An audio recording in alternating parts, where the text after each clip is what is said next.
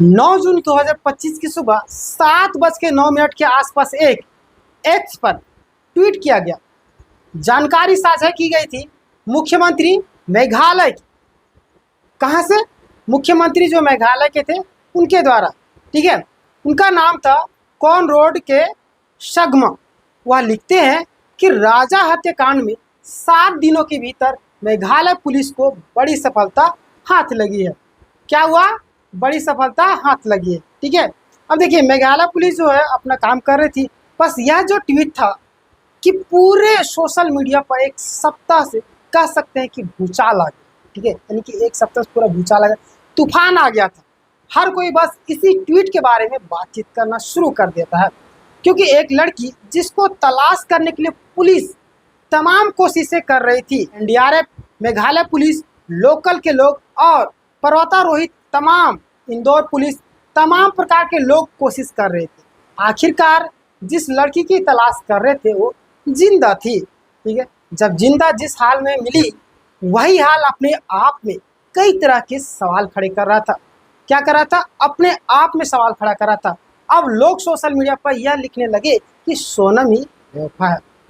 आज मैं इस कहानी के माध्यम से यह समझाने की कोशिश करते हैं कि क्या वाकई में सोनम बेवफा है कि नहीं। आदाब, नमस्कार, मेरा नाम है रोशन कुमार। आज जो आप इस स्टोरी में देखने वाले सच्ची घटना मैं आपको सुनाने जा रहा हूँ, यह जो सच्ची घटना आज के शुरू होती है, ठीक है। उत्तर प्रदेश के जिला गाजीपुर का एक थाना का नंदगंज थाना क्षेत्र में बात कर रहा हूँ, ठीक है। इसी क्षेत्र में एक ढाबा रहता जिसका नाम था काशी चाय वाला, ठीक है। काशी चाय वाले के जायके पर 9 जून 2025 की रात लगभग 1 बजे के आसपास का वक्त था, ठीक है। एक लड़की जिसके बाल बिखरे हुए थे, जिसने टी शर्ट पहनी हुई थी, जिनके नीचे जीन्स थी, ठीक है, यानी कि जीन्स पहनी हुई थी, बड़ी बदहवास हालत में थी, परेशान सी थी, समझ नहीं आ रहा थी कि आखिरकार करे तो क्या करे।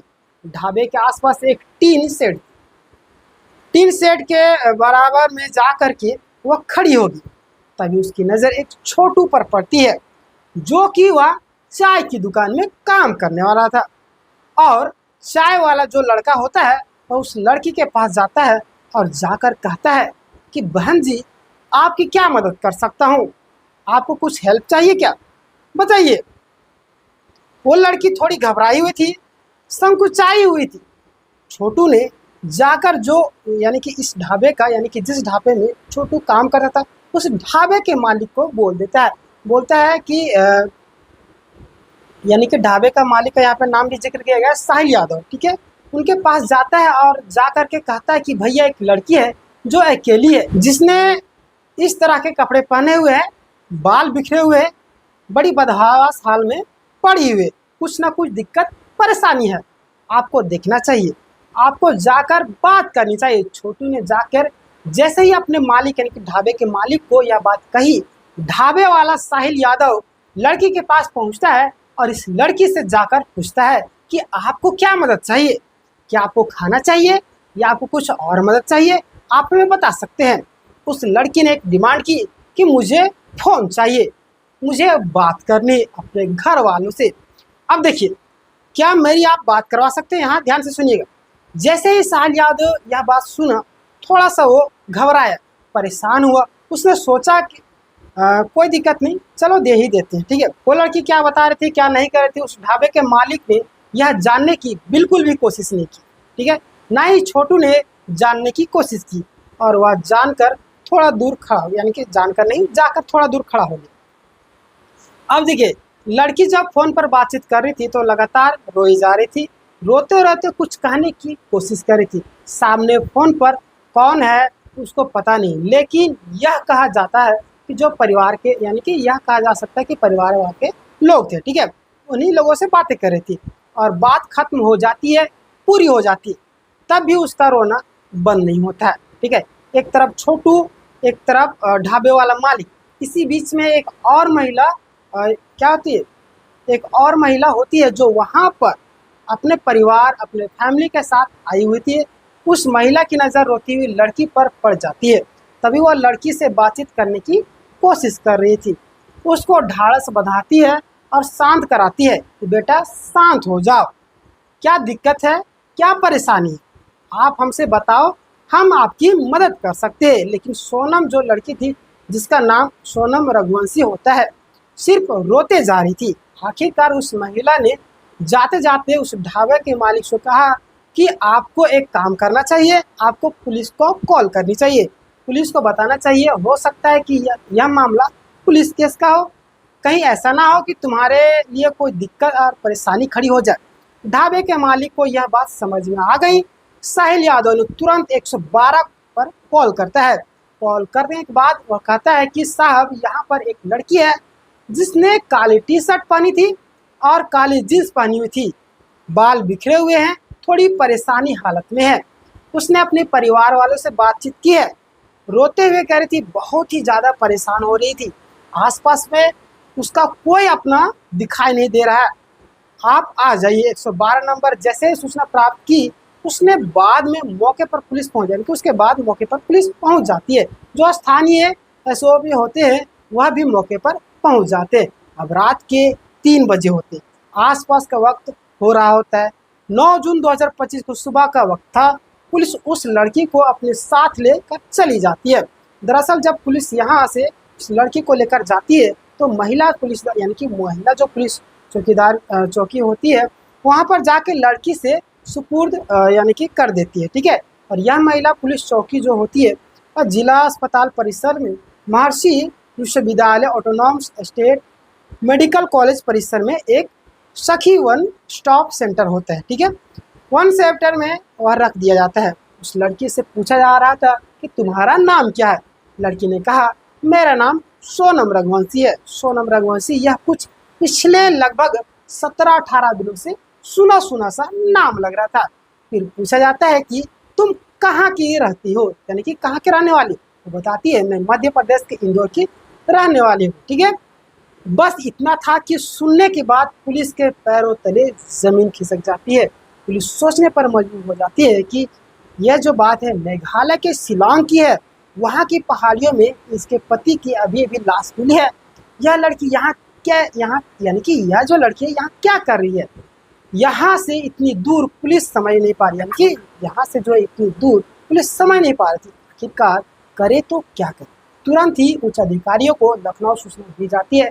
लखनऊ के लॉ एंड ऑर्डर होते हैं, अमिताभ यश उन तक बात को पहुंचा दी जाती है। उनको पूरी कहानी अब तक जो भी हुआ, कैसे कैसे लड़की मिली, कहाँ से प्राप्त होती है, क्या इसके यानी कि जो भी चीज़ लड़की बताई थी सारी चीज़ बताया जाता है। अमिताभ यश की पूरी जानकारी दी जाती है। आखिरकार उन्होंने मेघालय पुलिस से संपर्क किया, साथ ही इंदौर पुलिस से संपर्क किया और उनको बताया कि जिस लड़की को आप पिछले 17 दिनों से तलाश कर रहे थे, दरअसल वो लड़की हमारे यहाँ पर, ठीक है, आप आकर यहाँ से बातचीत कर सकते हैं और मिल सकते हैं। बस मेघालय पुलिस को साथ ही जो इंदौर पुलिस थी सूचना दी जाती है। उसके बाद इस लड़की को यह भी जानकारी, यानी कि इस लड़की से यह जानकारी जुटाने की कोशिश की जाती कि तुमने किससे बात की थी। और यहाँ तक बात आ जाती कि लड़की ने अपने भाई गोविंद से बातचीत की थी, ठीक है। गोविंद जो उससे इंदौर में जाकर सीधा मेघालय के शिलोंग में उन पहाड़ियों में अपनी बहन को लगातार तलाश कर रहा था। हालांकि पुलिस को अब तक इस मामले में जांच पड़ताल कर ही रही, कुछ भी पुख्ता सबूत नहीं मिला।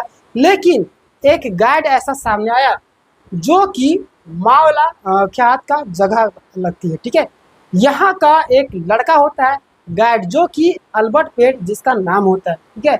वो बताता है कि 23 मई 2025 की सुबह 10 बजे के आसपास वो देखता क्या है कि एक कपल है, जिस कपल के बारे में उसने जानकारी दी सोशल मीडिया के माध्यम से, पता चलता है कि वो लड़की वही है, ठीक है। उसका नाम सोनम रघुवंशी है, जो कि उसका पति है, उसका नाम जो है राजा रघुवंशी है। ये दोनों साथ में थे और उसके साथ 3 और जन थी, ठीक है। वह तीनों कौन थे, क्या बातें कर रहे थे, उसको कुछ भी जानकारी नहीं है, क्योंकि वह हिंदी में बात कर रहे थे। उसको हिंदी भी नहीं आती थी, गाइड को इंग्लिश आती थी, ठीक है।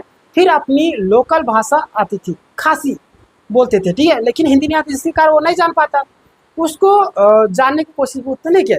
उसने कहा कि सेवाएं दे सकता है, यानी कि गाइड उन लोगों को बोलते हैं, लेकिन वो लोग उनसे मदद नहीं लेते, ठीक है।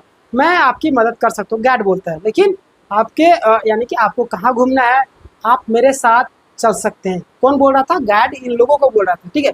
अल्बर्ट पेट की जितनी भी बातें थी उन लोगों ने साफ इनकार कर दिया। हम आपने आपके साथ लेके नहीं जाना चाहते, यानी कि बोले कि हम आपको अपने साथ लेके नहीं जाना चाहते। इसके बाद उन्होंने एक दूसरा वंशाई इनके गाइड को ढूंढा। उसके बाद मदद मांगते हैं, ये उससे कहते हैं कि हमें घूमना है। पहले वाले रिजेक्ट कर देते हैं, दूसरे वाले गाइड तो अपने साथ लेके चले जाते। जब यह स्थिति हो जाती है तो अचानक से गायब हो जाते। अब इस मामले में जब पुलिस को ये भी बातें सब याद आती है तो सोशल मीडिया पर ये सब चीज़ें लगातार चल रही थी। तभी मेघालय के डीजीपी, जिनका नाम है इदाशीष नोनग्रुप, इनकी तरफ से एक मैसेज दिया आता है। बताया जाता है कि मध्य प्रदेश के 3 लोगों को पकड़ा गया है और साथ ही महिला को हिरासत में ले लिया गया है। पुलिस का यह दावा है कि राजा रघुवंशी की जो हत्या हुई, कत्ल हुआ है, उस कत्ल में इस लड़की का पूरा रोल है।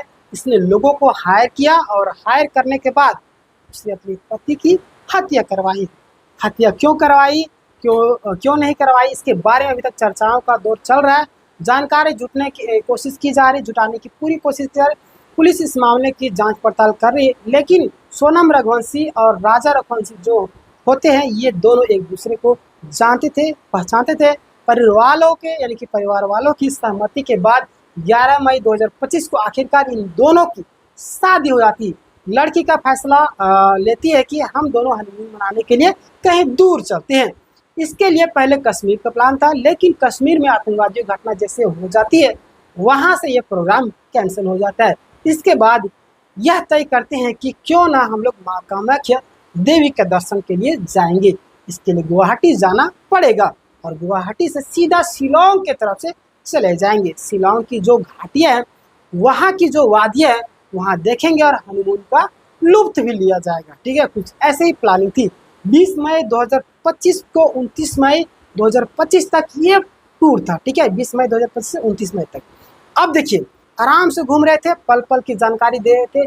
23 मई 2025 की सुबह लगभग दोपहर 1:45 पर, यानी कि 1:45 पर सास का फोन पहुंचता है। सास यानी कि सोनम रघुवंशी की सास उमा देवी का फोन पहुंचता है। यह बताती है कि बेटा कहाँ हो, कैसे हो, तुम्हारा व्रत है कि नहीं, और यह सब जानकारी जुटाई जा रही थी। और यह फोन पर करके मतलब कहती थी कि अभी हम लोग बाद में बात करेंगे, ठीक है, क्योंकि यह नेटवर्क का इशू है, यानी कि यहाँ नेटवर्क का इशू है, थोड़ी दिक्कत है, आपसे बाद में बातें होंगी। सास को यह कहकर वो फोन को बंद कर देती है। इसके बाद कुछ ऐसा संपर्क टूट जाता है, उनसे बातचीत नहीं हो पाती है, घर वाले परेशान हो जाते हैं। 24 मई का इंतजार किया जाता है। आखिरकार 25 मई को इमरजेंसी लैंडिंग ये करते हैं। दूल्हा यानी कि राजा रघुवंशी, राजा का भाई, और जो लड़की थी उसका भाई, ये इमरजेंसी वहाँ आ जाते हैं और जाने के बाद अपनी बहन को तलाश कर रहे हैं। जब लोकल पुलिस मदद नहीं करती है तब यूएस की मदद लेते हैं, ठीक है, और मदद लेने के बाद लगातार कोशिश करते हैं। आखिरकार 11 दिन बीत जाते हैं और मेघालय के एक जिला पूर्वी खासी हिल्स, वहाँ एक थाना का सोहरा थाना क्षेत्र का इलाका लगता है, बोइस डोंग, और यहाँ लगभग 1000 फुट की जो कि गहराई थी उसका खास थी, यानी कि उसका जो खाई थी उस जगह को, वहाँ का एक और लाश मिलती है। लाश की जो मिलती है उसके सीधे हाथों पर राजा लिखा हुआ था, क्या उसके पहचान कर ली जाती है। जिस राजा रघुवंशी की लाश यानी कि तलाश की जाती है, दरअसल वह मर चुका होता है, इसे यानी कि मार दिया जाता है। उसी के पास में एक दराती मिलती है, ये जिसमें यह नारियल कटे हुए जाते हैं और शायद इसकी हत्या की गई है, ठीक है, और मार के इसको गहराई खाई में डाल दिया जाता है, ठीक है। और इस बात का अंदाजा इस बात से भी लगाया जा रहा था कि जहां पर लाश थी वहां पर उसे जाने में शायद वक्त लगेगा, क्योंकि एक दीवार 5 फुट से ज़्यादा ऊंची, उस दीवार को फांद पाना आसान नहीं था। लेकिन वहां लाश कैसे पहुंच गई, आखिरकार यह भी एक सवाल था। जिसकी हड्डियां टूटी हुई निकली, उसमें शरीर का चोट कैसे निकली, ठीक है, अब सोनम की तलाश थी। सोनम की तलाश करने के लिए वहाँ के एसडीआरएफ यानी कि एनडीआरएफ, बहुत सारे लोकल पुलिस जो है पर्वतारोही तमाम टीमें काम कर रही थी। एनडीआरएफ का गठन किया गया और भी बहुत सारे लोग जो थे, ठीक है, परिवार के लोग मांग कर रहे थे। सीबीआई की मांग होनी चाहिए थी। मुख्यमंत्री से लेकर मेघालय के मुख्यमंत्री हो या फिर देश के गृह मंत्री हो, प्रधानमंत्री को पत्र लिखा जाता है। पूरे देश भर में इस घटना को लेकर हड़कंप मच जाता है। लेकिन यह हड़कंप उस वक्त लोगों को सोचने पर मजबूर कर देता है जब यह लड़की गाजीपुर के एक ढाबे पर बदहवास हाल में मिलती है। फिलहाल पुलिस को उसकी फिलहाल जो पुलिस हिरासत में ले लिया, उसकी पूछताछ चल रही है। बस लोगों का जिस तरह से कहना है कि सोनम बेवफा है, क्या यह बेवफा है? लेकिन घर वाले, परिवार वाले अभी मानने को तैयार नहीं कि यदि परिवार वालों की बात झूठी निकली तो हो सकता है कि परिवार वालों पर भी क्या होता है, इन्वॉल्वमेंट सामने आ जाए। ठीक है, यानी कि यह तो बात है इन्वेस्टमेंट यानी कि जानकारी जुटाने का। खैर पुलिस इस बात की जांच कर रही है और स्पष्ट हो जाएगा। लेकिन जिस तरह से ये जो हालात है, सोनम का मिलना वाकई अपने आप में कई तरह के सवाल खड़ा कर रहा है। दोस्तों आप सब लोग अपना ख्याल रखें, सुरक्षित रहे। जय हिंद, जय भारत। चैनल में नए तो सब्सक्राइब करिएगा। इस पूरी मामले में आपकी क्या राय, आप कमेंट करके ज़रूर बताइएगा। लेकिन हमेशा विश्वास कीजिए, कहीं ना कहीं हमारा विश्वास टूट जाता है। आजकल देखिए इस हिसाब से मामला नज़र आ रहा है कि हम लोग सोचने पर मजबूर, कोई कि अपनी पति को ड्राम में काट कर डाल दे रहा है, कोई घुमाने के लिए ले जा रहे तो उसको वहीं पर मरवा दे रहा है, अलग अलग तरह के। तो हमेशा सतर्क रहें, ठीक है। बाकी बात मिलेंगे नेक्स्ट टॉपिक के साथ, तब तक के लिए चैनल में नए हो तो सब्सक्राइब करिएगा। जय हिंद, जय भारत।